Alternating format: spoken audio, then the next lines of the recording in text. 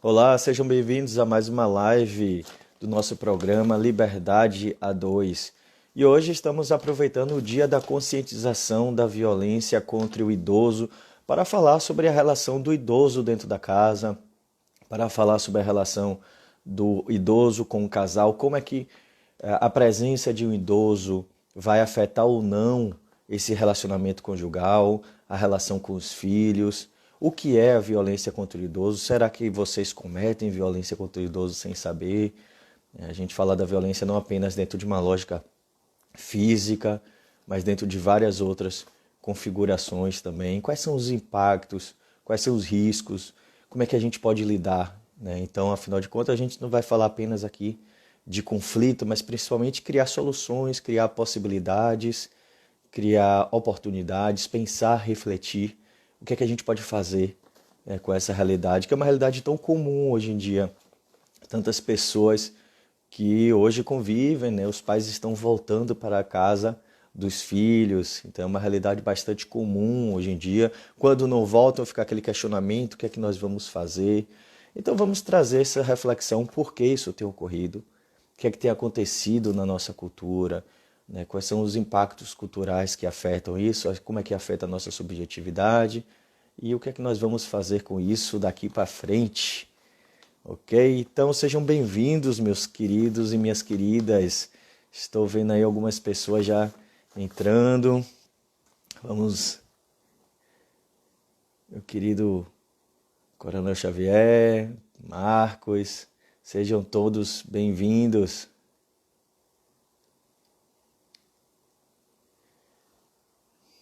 Então, vamos lá. Alguém pode me confirmar se está tudo bem, se vocês estão ouvindo bem? Aqueles ajustes técnicos do mundo tecnológico. Um cafezinho, seja... Pena que, infelizmente, em breve, ok? Espero que a gente esteja tomando esse cafezinho juntos. Pena que, por enquanto, ainda só virtual. Espero que em breve eu possa estar convidando vocês para tomar um cafezinho juntos. Obrigado, meu querido. Então, ótimo, que bom que está tudo ok.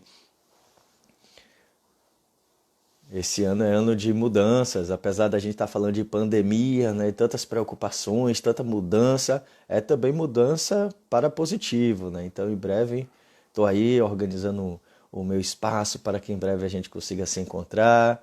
Boa noite, minha querida Ana Verônica. E tantas coisas estão rolando, e até aqui no mundo virtual. Então, eu vou trazer algumas informações, inclusive depois, como é que vai ficar a organização das nossas lives, das nossas atividades. Então, tem várias coisas aí para a gente estar organizando, para a gente estar atualizando. Então, vamos lá. É nosso encontro de sábado à noite, ou de segunda à noite, olha o ato falho. Nosso encontro de segunda à noite. Afinal de contas, é um prazer estar aqui com vocês. Então, faz sentido pensar que, para mim, segunda e sábado, né? Eu gosto de pensar muito dessa forma. Se a sua segunda-feira não é prazerosa como o seu sábado, alguma coisa está errada aí na vida e a gente precisa pensar. Então vamos lá, né? Hoje, dia 15 de junho, dia da conscientização da violência contra o idoso. E eu então pensei em trazer esse tema para a gente estar discutindo. Só que o foco, obviamente, não vai ser exclusivo na questão da violência, mas até de uma forma mais ampla, né? A organização da casa, como é que fica? É uma coisa que muitas vezes a gente não pensa, é uma coisa do qual muitas vezes a gente não se dá conta, que é quando o idoso chega na nossa casa, né? E quem é esse idoso? Quando a gente fala o idoso e o casal, né? Como conviver, que foi o tema escolhido hoje. Quem é esse idoso? Muitas vezes estamos falando de um idoso que é o nosso pai ou a nossa mãe. Então, você tem um sujeito que muitas vezes ele foi independente por muito tempo na sua vida, ele foi um sujeito que criou vocês, inclusive, que vocês passaram e construíram a vida juntos, e de repente esse sujeito, ele volta para dentro da nossa casa.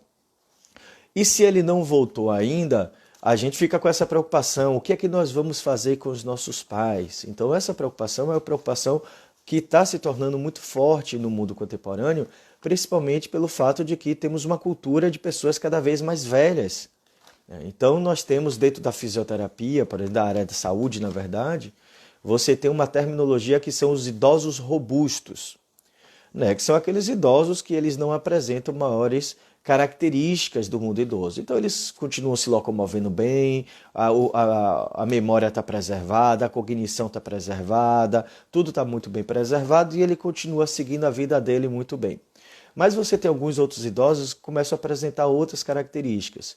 Então você começa a ter a presença desse idoso dentro de casa, porque às vezes um parceiro morreu, né? Então às vezes já o companheiro ou a companheira, e aí ninguém, o que é que vai fazer? Esse idoso vai ficar sozinho? Então esse idoso muitas vezes volta para dentro da casa por essa configuração. E existe uma outra questão também, né, que é o idoso que volta para a casa dos filhos até como suporte. Então isso a gente vai falar um pouco mais para frente. Então, por muito tempo a gente começou a valorizar o que a gente chamava da família nuclear, né? Então vamos organizar um pouco isso no tempo. Então nós tínhamos uma família extensa, tá? Um modelo de família extensa que é o típico modelo de família colonial. Então essa família extensa, ela tem, inclusive aqui no Nordeste, ela foi muito mais forte do que em São Paulo, por exemplo, que nunca teve um modelo tão grande de família extensa como a nossa. Então isso é uma questão cultural, regional, tem várias questões que vão sendo marcos para isso. Então nós temos a questão de uma família extensa, que progressivamente essa família ela foi se reduzindo, ela foi sendo reduzida à família nuclear. Eu, minha mulher e meus filhos, que é um modelo que ainda está em voga na nossa cultura. Então se eu pergunto para vocês o que é família, de uma forma geral, o conceito central de família é eu, minha mulher e meus filhos. Tá? Então, esse modelo é um modelo que tem vinculado a principalmente o avanço do mercado dessa forma capitalista como a gente conheceu há algumas décadas, apesar do capitalismo ser mais antigo, mas ele foi ganhando um corpo especial, principalmente com a era industrial, e a gente então vai tornando meus bens, minha propriedade privada, minha casa, minha esposa, meus filhos. Então, quando a gente foi utilizando toda essa terminologia de posse, de bens, então agora a minha família é a família que eu escolho. Olha que coisa interessante. Então, a minha família não é mais aquela família extensa, do qual eu não escolhi, do qual eu nasci dentro dela. Então, agora a família é a família que eu escolho, aquela família que eu estou, que eu decidi construir. Isso vai se tornando mais forte, principalmente nas últimas décadas. Então nós temos esse modelo de família. E então é um modelo que está baseado num sujeito independente, no sujeito individualizado, no sujeito que faz escolhas. E aí você tem um sujeito que ele é independente, que ele é individualizado, que ele faz escolhas e que de repente esse sujeito, ele fica velho. Só temos duas opções na vida. Ou a gente envelhece, ou vocês conseguem chegar à conclusão. Então, envelhecer faz parte da nossa vida. A questão é que no nosso contexto contemporâneo, a gente nega o envelhecimento. Não é à toa que as pessoas não gostam muito de falar, ela vai falar sobre velhice, vai falar sobre idoso, que coisa chata, coisa cansativa, eu não quero ouvir sobre isso.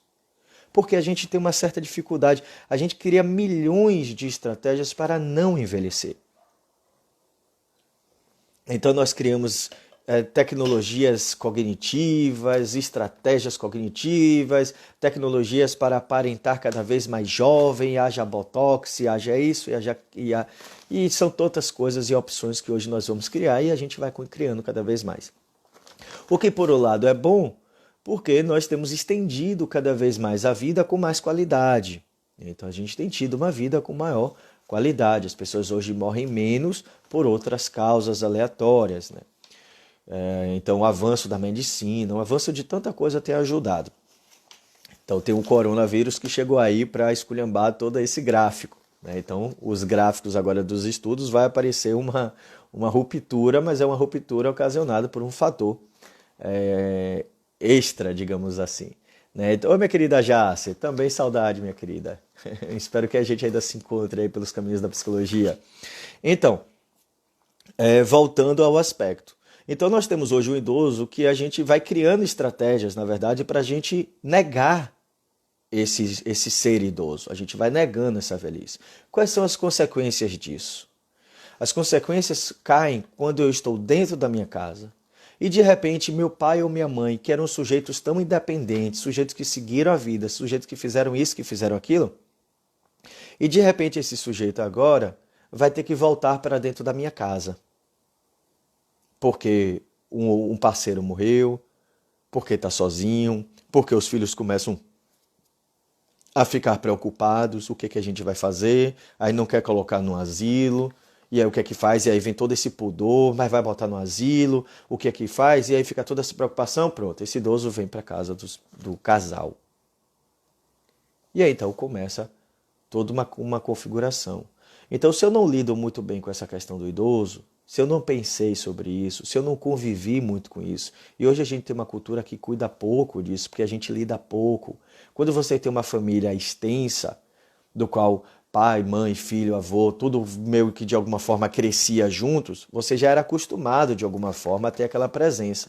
E hoje em dia é que a gente rejeita essa presença. A gente se incomoda com tudo que seja ultrapassado. Então o idoso vai tendo o símbolo do ser ultrapassado. Então a gente vai negligenciando a presença desse sujeito. Então a gente se incomoda quando o idoso está no banco nos atrasando, a gente se incomoda quando eles estão dirigindo lento, a gente se incomoda quando eles estão andando lento. Então a gente se incomoda com tudo deles porque eles são justamente o exemplo metafórico e simbólico de tudo que a gente nega na nossa cultura. Então a gente nega o atraso, a gente nega a perda de tempo, a gente nega a paciência, a gente nega o envelhecimento, a gente nega a morte, a gente nega a doença, a gente nega todas essas características. E de repente a gente então vai ter que lidar com um sujeito que muitas vezes apresenta todas essas características. Marquinhos está trazendo aqui. Acredito que o que mais pesa em ficar velho é a não conquistas. Me vejo aos 40 anos sem ter nada. E isso tem um peso. E essa aí é uma outra reflexão, meu querido Marquinhos, que eu vou trazer para vocês em outra live, que a gente teria que falar sobre a metanoia, a crise da meia-idade, o período de refletir sobre. E é importante que a gente reflita isso hoje, porque o idoso, você tem duas formas de se tornar idoso. Então, ou você se torna aquele sujeito que envelheceu, ou você se torna naquele sujeito que adquiriu conhecimento. E você só vai adquirir conhecimento a partir da jornada que você trilhou na sua vida. Então, se você é um sujeito que apenas envelheceu, que não refletiu, como o meu querido Marquinhos está trazendo aqui, que não pensou sobre o que é que nós vamos fazer, e principalmente se não fizer, porque é uma diferença entre refletir e realizar. Tem muita gente que fica refletindo, o tempo passa e não se realiza. E quando chega na vida adulta, no mundo idoso, olha para trás e fala, nossa, não fiz nada do que eu deveria ter feito. Aí vem o arrependimento, aí vem aquelas frases clássicas do no meu tempo as coisas eram assim. Ok, tudo isso então chega na nossa casa através de um pai ou de uma mãe. E se eu não tenho paciência para esse sujeito, aí começa a nossa história de abusos. Tá? Então os abusos contra os idosos são muitos e de muitas formas. Ok?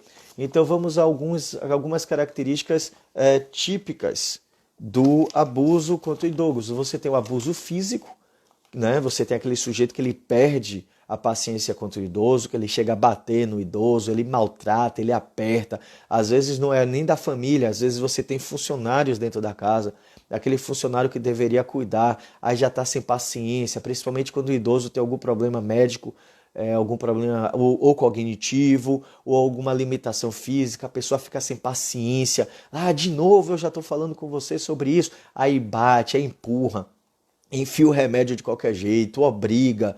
Então você tem quadros de violência físicas muito graves contra o idoso que muitas vezes a gente não fala. A gente hoje tem falado muito da violência contra a mulher, mas o ser humano ele gosta da violência.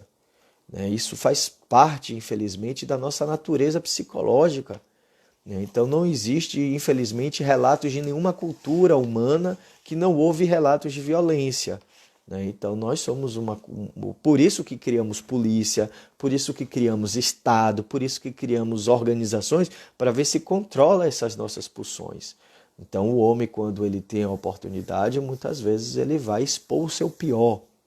Então você tem violências psicológicas, né, contra o idoso. Essas são as mais comuns. Quais são os tipos de violências psicológicas contra o idoso? Ofensa é o mais comum. A gente agride com palavras, a gente chama de burro, a gente chama de limitado, a gente não tem paciência, a gente grita com eles. Né? Então a gente vai menosprezando, você não presta para nada, você não consegue, não é possível que você não fez isso. E aí você tem um sujeito que ele está refém de uma casa. Por que ele está refém de uma casa? Porque nem sempre ele teve a escolha de estar ali. Se você perguntasse para o idoso, alguns deles iriam dizer, eu não queria estar aqui, eu preferia estar seguindo a minha vida. E por que está? Muitas vezes por conta de uma condição física, às vezes por conta de uma condição financeira, a necessidade de estar próximo da família. Então, por outras variáveis da vida, esse sujeito cai dentro dessa casa. Então você tem outros tipos de violência, já já eu vou falar sobre as questões da casa, como é que fica essa configuração da casa com essa presença. Então nós temos violências sexuais, né, um pouco mais não tão comuns, mas são também, ocorrem. Então você tem diversos tipos de abuso ou de relações, sejam ela homo ou hétero, com a questão do idoso ou da idosa. Você tem uma outra também extremamente comum que as pessoas praticam sem terem consciência que praticam, que é o abuso financeiro contra o idoso. Como é que a gente aplica um abuso financeiro? Um dos motivos mais comuns é de que o idoso não tem mais o que fazer com aquele dinheiro não, então é melhor eu gastar o dinheiro dele. E às vezes, então, o dinheiro que o idoso recebe, ele não vai para a posse do idoso, vai para a posse de alguém que vai organizar aquele dinheiro. E aquele dinheiro, então, ele é usado às vezes para comprar o remédio, né, do idoso e não muito mais do que isso. E onde é que está o resto desse dinheiro? O dinheiro da aposentadoria, né? Vai para onde? Para o idoso comprar uma roupa ou para ele poder fazer alguma coisa? Não, esse dinheiro muitas vezes fica em posse da família. E o idoso às vezes tem que pedir emprestado dinheiro que é dele. Porque o outro diz, não, você não precisa. E vai negligenciando a voz e o desejo desse idoso. Então você vai fazendo um abuso de um dinheiro, faz uso abusivo de um dinheiro que não lhe pertence. Mas a gente não tem consciência disso. Porque a primeira ideia que a gente tem é que idoso não presta para nada. Então, se o idoso não presta, então a gente supõe que o idoso ele não tem por que gastar dinheiro. Ele não tem o que fazer. E isso, obviamente, que é um equívoco. Né? Lógico que isso vai oscilar absurdamente de idoso para idoso, isso vai depender das características físicas e psicológicas deles, obviamente, mas é uma questão de respeito pela pessoa. A dignidade da pessoa, como o direito tanto gosta de utilizar esse termo. Né? Então a gente pensa muito pouco sobre o idoso. E isso é muito visível, não é raro quando a gente vai falar sobre idoso, as palestras, cursos, atividades serem sempre tão esvaziadas. Tá?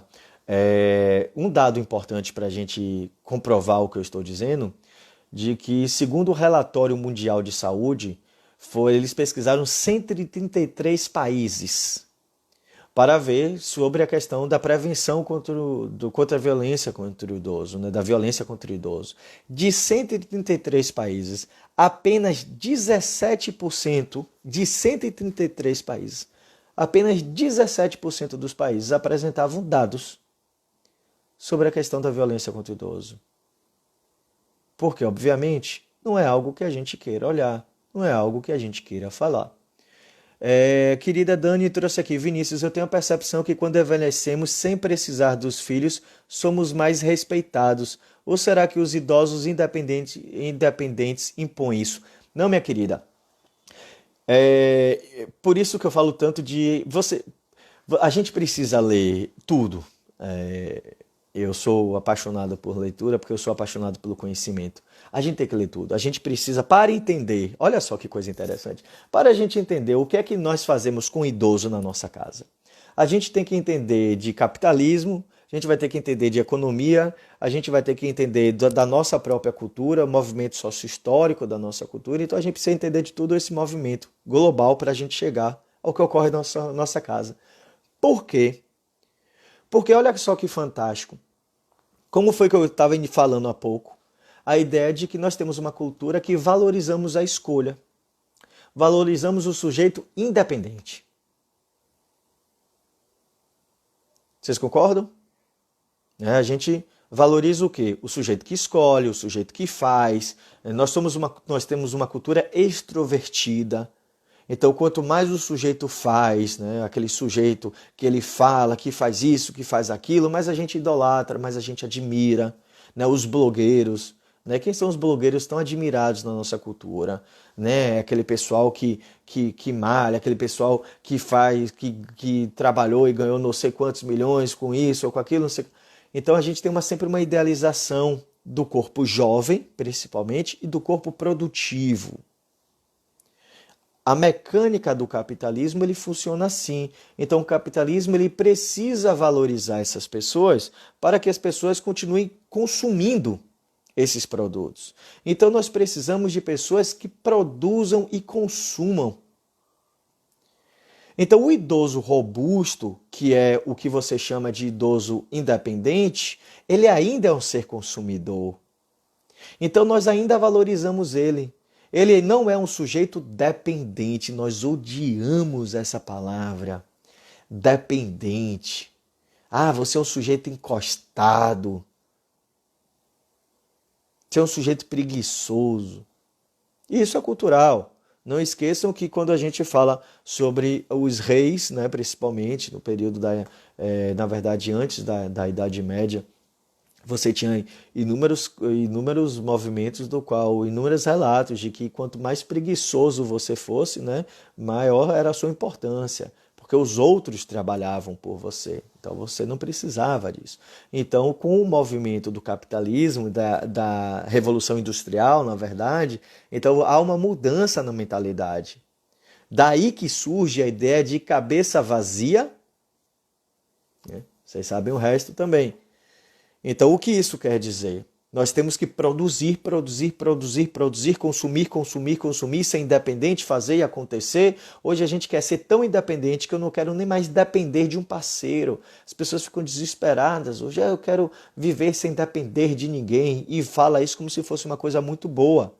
Até cair em depressão, porque está sozinho, que é o que tem acontecido na nossa cultura. A taxa de depressão, ela é epidêmica, tanto quanto um Covid. As pessoas morrem absurdamente ao redor do mundo porque todo mundo quer ser independente. Porque ninguém mais consegue lidar com relacionamentos. Porque ninguém consegue mais lidar com apoio, necessidade. As pessoas têm dificuldade de pedir ajuda. Ah, eu não quero fazer terapia não, porque eu não quero pedir ajuda, eu consigo resolver sozinho. Eu consigo resolver sozinho tudo. Tudo o que, cara pálida? Você vai resolver o que sozinho? Você é uma pessoa que precisa do outro. Você precisa de um psicólogo para te ajudar. Você precisa de um amigo para te ajudar. Você precisa de um familiar para te ajudar. Então, quando a gente precisa de ajuda, na nossa cultura isso é entendido como algo vergonhoso. Então, por isso que o idoso robusto, ele é valorizado. Porque a gente diz, olha só, parece até jovem. Olha que coisa interessante. Olha como ele é jovem. Ah, eu sou idoso, mas não aparento ser. Por quê? Eu não posso aparentar ser velho. Então a gente se incomoda quando as pessoas ficam aparentando mais velho do que são. Por quê? A negação do mundo do idoso. E sabe o que é o mais interessante?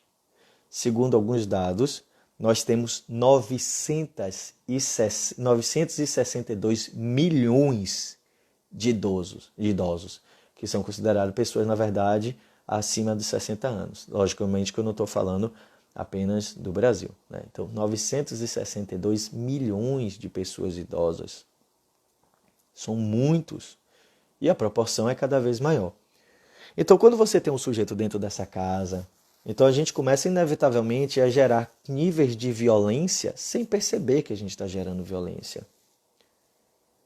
E aí você começa então a gerar um impacto na vida do outro. Então, algumas das características típicas dos impactos dos abusos contra o idoso é a questão da incapacitação. Você tem às vezes incapacitação física, inclusive. O corpo do idoso é mais frágil, então você tem às vezes alguns quadros de violência física mais graves também, ou às vezes até alguns outros tipos de violências, assexual, qualquer coisa do tipo, que pode gerar incapacitações, que podem gerar prejuízos físicos das mais diversas ordens.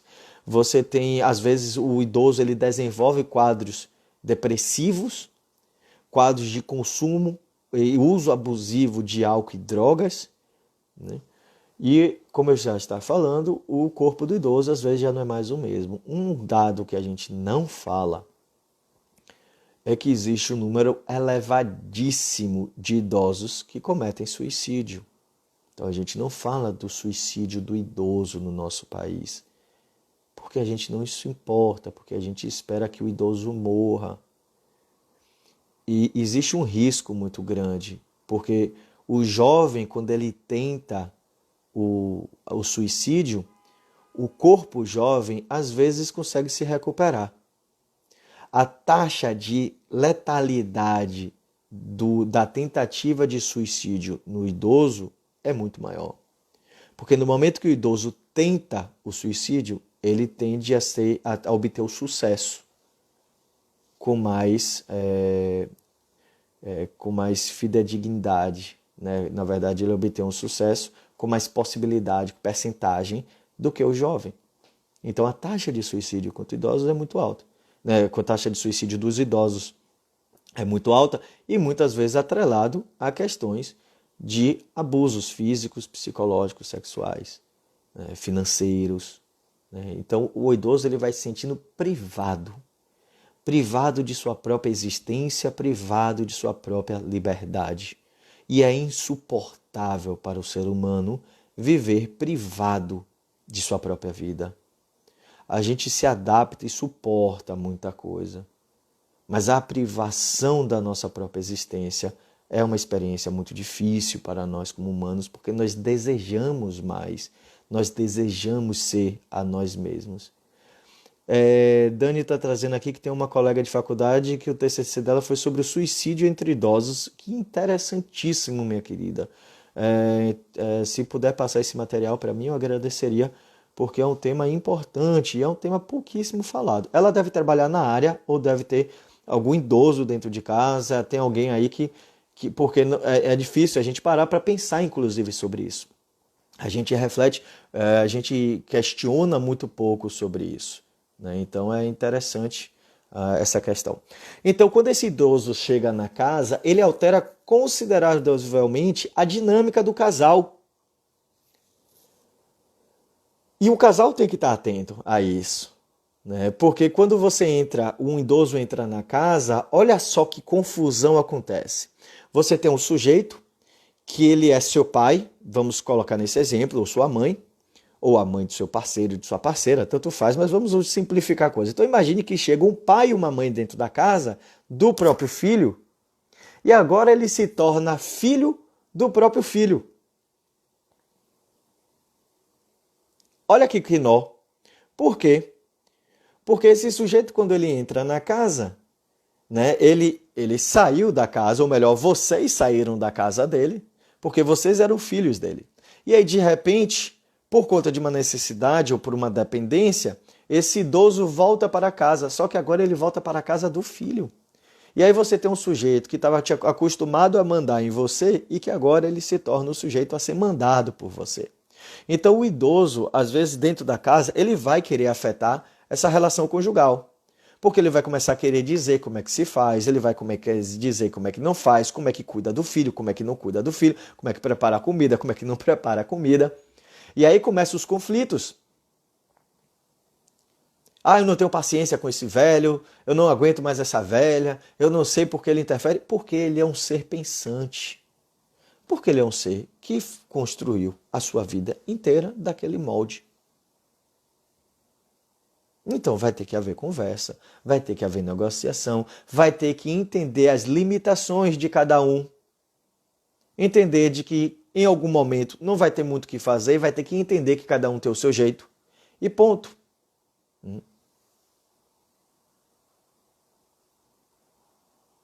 Então, é isso que a gente precisa entender. O idoso, quando ele entra na casa, ele vai afetar diretamente essa relação. E existe uma outra questão que eu acho bem interessante também, que é o caso da necessidade do casal em convidar esse idoso. Olha só quantas formas que esse idoso tem de entrar nessa casa. Então hoje, quando o casal ele se reduziu muito, lembra que eu falei, se você não assistiu aí a live pela metade, você vai ter que voltar para pegar o pedaço lá inicial. Então, quando eu falei da questão de que hoje nós temos uma família nuclear, que se resume a pai, mãe e filhos, ou pai, pai, filhos, mãe, mãe, filhos, não importa a configuração que vocês tenham, o homem, a mulher, o homem, a mulher, tá todo mundo, a questão é, os pais estão na rua, todo mundo está trabalhando, quem é que vai cuidar dessa criança? E aí, muitas vezes, quem vai cuidar dessa criança é o idoso. E aí volta mais uma vez a uma jogada política dentro dessa casa. Porque o idoso, ele vai cuidar dos filhos, dos netos, na verdade, da forma como ele cuidou dos filhos. Lógico que com muito mais amor, com muito mais carinho, porque ele não tem as exigências que os pais têm, mas ele vai querer fazer do jeito dele. E aí, de repente, esse jeito dele choca com o jeito do casal. E aí fica todos os dramas familiares. Ah, mas eu vou ter que falar. Aí vai acumulando. Não, mas ela cuida de meu filho. Então, como é que eu vou poder reclamar com ele? Como é que eu vou poder reclamar com ela? E aí fica todo esse drama emocional. E muitas vezes se torna um drama do qual não é conversado. Então é fundamental que esse casal converse, que esse casal defina os limites, que esse casal olhe e diga, ó, seu limite é até aqui. Eu estou agradecendo sua ajuda, mas a gente precisa pensar para o bem dessa criança, precisa ser dessa forma, precisa ser dessa outra forma. Na minha tese de doutorado, eu entrevistei uma família e que no momento que a sogra entrou na casa, esse casal quase acabou o casamento. E sustentou esse casamento por muito milagre. Porque a presença da sogra, ela existe um campo de batalha. Eu precisaria de uma aula inteira para explicar para vocês sobre o campo da batalha dentro da casa. Porque a relação da sogra com as netas e os netos é diferente da relação da sogra com o genro. Então, às vezes os netos adoram a avó, mas o casal odeia a presença do mais velho ali. Por quê? Porque são relações diferentes, tá? A família, ela, dentro da minha lógica, ela funciona dentro de multidimensões. É um aspecto que eu trato na minha tese e que só mais para frente que eu vou tentar publicar esse material. Então você tem, na verdade, configurações multidimensionais dentro de uma casa. Mas o que é que isso importa dentro da nossa conversa aqui? O fato de que muitas vezes a presença do idoso pode ser ruim para o casal, mas é bom para os netos. Então precisa ser conversado. Os limites precisam ser postos, as coisas precisam ser estabelecidas. Senão essa relação vai se emperrando, vai ficando mais para frente, até o momento que em algum momento chega a morte. Aí ao chegar a morte, a gente olha e pensa, puxa, poderia ter sido diferente. A gente poderia ter tido um outro tipo de relação. Puxa, aí vem os remorsos. Puxa, eu tratei tão mal meu pai ou minha mãe. Então a gente precisa trabalhar com algumas ideias. Ideias entre o limite ao respeito ao outro, que é fundamental. A gente precisa tratar sobre a capacidade que eu tenho de dizer não. Isso é uma outra live que a gente precisa ter também, Muitas pessoas têm dificuldades, não conseguem dizer não, não conseguem estabelecer os limites. A minha querida Kira aqui, remorso é uma prisão, com certeza é uma prisão e mata por muito tempo, mata por muitos anos. Isso se arrasta por muito tempo. Então a gente vai ter que aprender a dizer não para as pessoas, a gente vai ter que aprender a definir os limites dessa relação e principalmente olhar para o outro com mais cuidado e com mais afeto. Porque esse idoso ele teve uma trajetória. E um dos maus da nossa cultura é que a gente conta pouca história. A gente conta pouca história. Eu ainda fico impressionado quando as pessoas dizem com muito prazer que o filho assiste televisão desde muito cedo. Eu falei, mas você nunca parou para ler uma história, você não conversa, você não brinca. Não, não tenho tempo para isso, eu não tenho saco. A gente não tem saco para o outro. Juan está trazendo aqui, olá Vini, a cada live sua aprendo um montão, obrigado por estar tão ativo nas redes. Obrigado, meu querido, fico feliz, esses incentivos são tão bons. Né? Então, e Dani está acrescentando aqui, morte em tempos de pandemia, onde nem se despedir a gente pode. Bicho, essa reflexão vale muito. Nossa, eu tenho uma dor em relação a isso. Né? O marido de minha esposa, minha esposa, ato falho, o marido de minha irmã, depois eu vou ter que levar para o psicanalista para entender esse ato falho. O marido de minha irmã, ele é espanhol, né? E lá em Barcelona a coisa foi bem feia. E aí tiveram 2 velhos da família dele que se foram. Né? Inclusive, deixa eu dar uma dica para vocês. Tem um livro que é lindíssimo. Foi o livro mais lindo que eu li no meu doutorado, chamado Memórias de Velhos, de Ecléa Bose. É um livrinho assim, é para quem gosta de ler. É um livro técnico também, tá? É para quem estuda memória e tal, mas é um livro muito bonito. Os relatos são belíssimos no livro. E ela faz questão de utilizar o termo velho, porque a gente compensa o mundo do idoso. A gente diz, não é velhice, é melhor idade. Olha como a gente nega essa velhice. Melhor idade, não é melhor idade. Porque não é melhor do que as outras idades. É uma outra idade, com suas próprias características. Ponto. Às vezes os relatos vêm com incontinência urinária, às vezes os relatos vêm associados com dor, às vezes os relatos vêm associados com memórias. É tão interessante isso. O tempo do idoso é o tempo da memória. As memórias voltam. A gente fala tanto da perda da memória, mas é interessante como o idoso ele começa a resgatar memórias perdidas. Eu me lembro que quando eu estudava isso, eu fui na casa de minha tia, minha avó estava lá na casa de minha tia. Esse é um exemplo clássico dessa conversa de hoje. E minha tia cuidou dela até o final da vida. E teve um momento que eu fui conversar, eu comecei a conversar com minha avó sobre as histórias. E aí ela virou para mim e falou, meu filho, eu tinha uns amigos de infância, procura aí nesse seu negócio aí, nesse negócio de celular, né? E ela procura aí para ver se você acha. Eu fiquei tentando caçar, ver se eu descobri. Ela tinha poucas informações, não lembrava os nomes direitos, né? E ela estava falando de sujeitos de lá de 1940, né? Então, possivelmente eles também não tinham celular, então a coisa era mais difícil ainda. E eu sei que eu não consegui, mas era interessante. Ela dizia, meu filho, eu tenho lembrado de tanta coisa. E a gente às vezes não tem tempo para escutar essa história. E são histórias da sua própria vida. Porque se a gente não escuta a história dos idosos, depois a gente não entende como é que a gente chegou aqui. Aí a gente não sabe como é que eu vim parar no mundo. Porque muitas pessoas nasceram e morreram ao longo de séculos até você se tornar a pessoa que você é hoje. Então a gente precisa resgatar a nossa humanidade. E o idoso faz esse convite.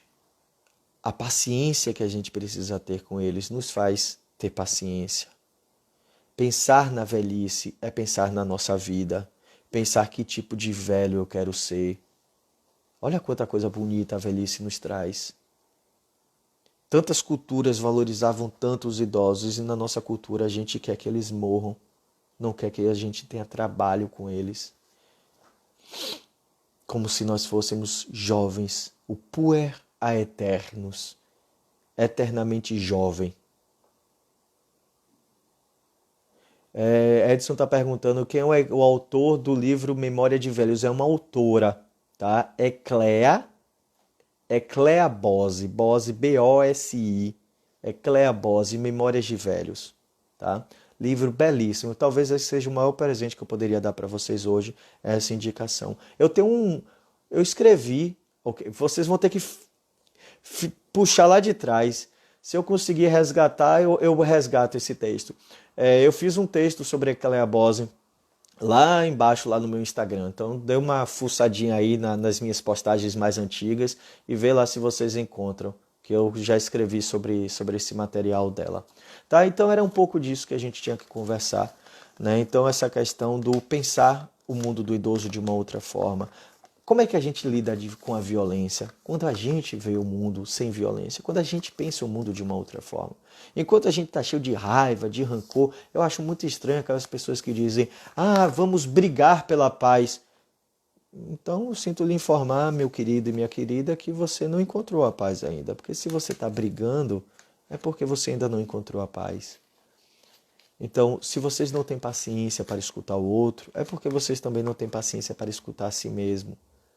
Então vocês precisam um pouco de silêncio, precisa cuidar um pouco de si, precisa desabafar se estiver muito agoniado, essa é a nossa vida. Se é de um psicólogo, nossa função é justamente essa, é escutar, trazer carinho para a nossa vida. Porque nossa vida traz tanta violência, a gente liga a televisão, é tanta violência.